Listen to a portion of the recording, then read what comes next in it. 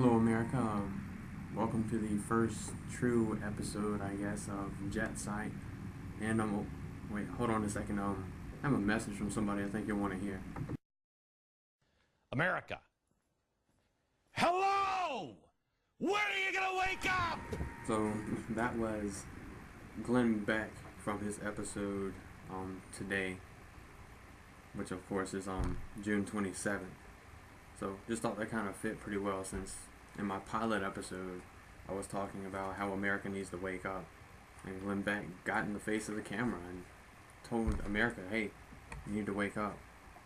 So I have my notebook here, so I actually have a bit of a, I guess, structured episode, so it won't be me just rambling on.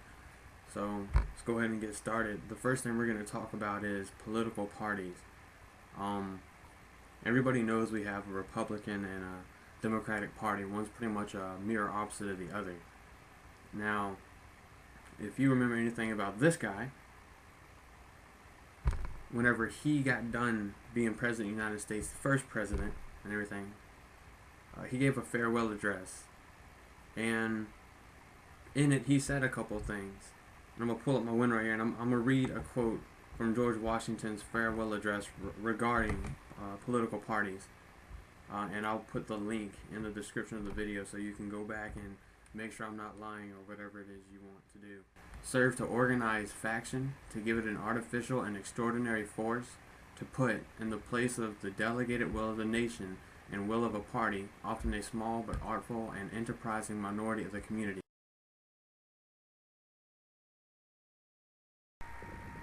So this leaves us with one fundamental question. What do we do to get rid of our fundamental thought that we must be Republican or Democratic? What do we do to fix this problem that is causing so much controversy, so much fighting within our own nation? What do we do to fix it? First, we merge them, put them together. That is the best thing that we can always do.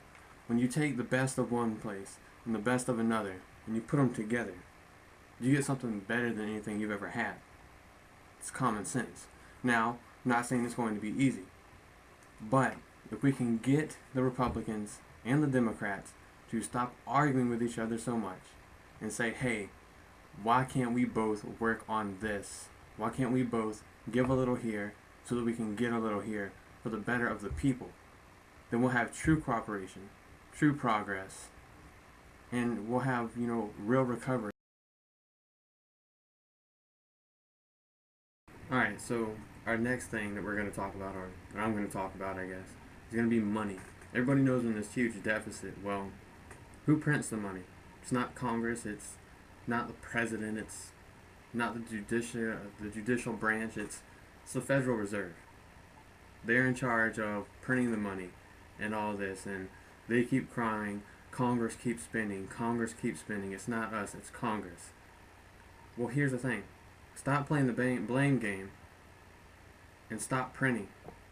Force Congress to act.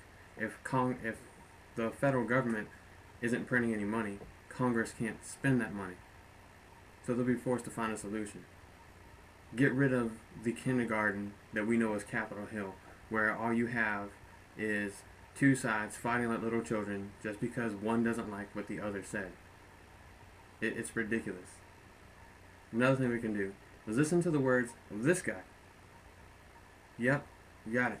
Ron Paul, presidential candidate for the upcoming election in 2012. And while on Glenn Beck's show, he did talk about how we need to use a free market system. And, stop with the government favors. Let the people decide what to do with their business. Take out all this government Take out all this government regulation. Go back to the principles of laissez-faire.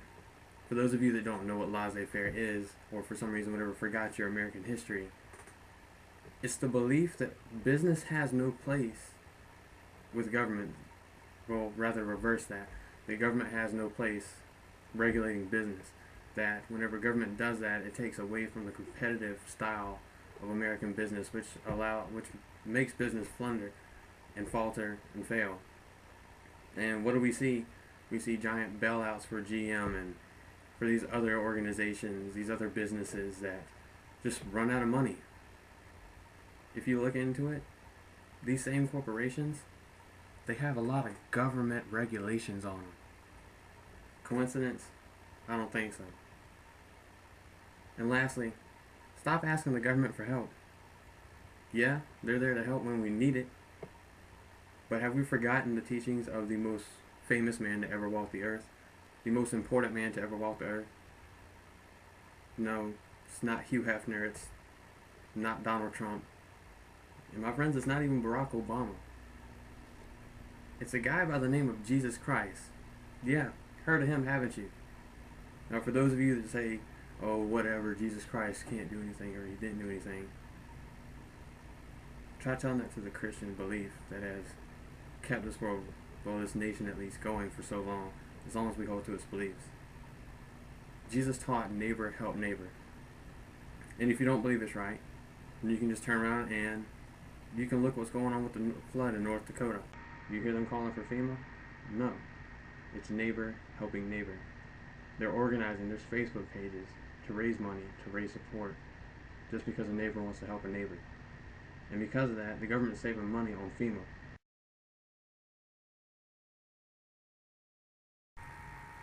Alright, this is conclusion of the first 2 episodes of JetSight. Yes, that's actually what I'm going to call this.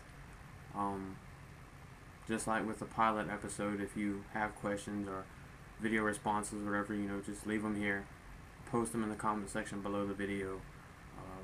Send them to me in a message, whatever it is you want to do. And I'll answer them at the beginning of the next video. Don't know completely what I'm going to cover next video, but good chances the majority of it is going to be talking about resetting the government, targeting the government for its brainwashing, if you want to call it that, of making us believe that it's too drastic to do. But I'm going to leave that for the next episode. So thanks for watching. Take care. Like I said, leave any comments you have below. And God bless.